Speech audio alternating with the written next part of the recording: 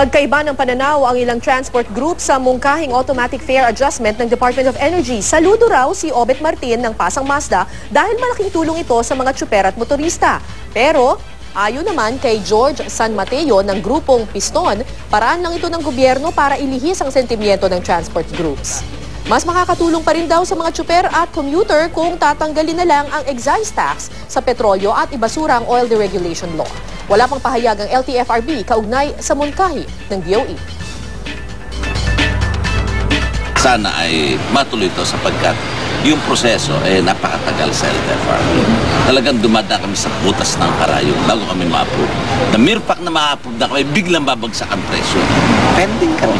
Dinadivert ang issue papunta sa pamasahe para mapalamig yung galit ng mga driver. Pero ang kapalit naman nito, kukunin mo naman sa taong bayan, magdudulot ng unnecessary na sigalot sa pagitan ng mga driver at ng mananakay.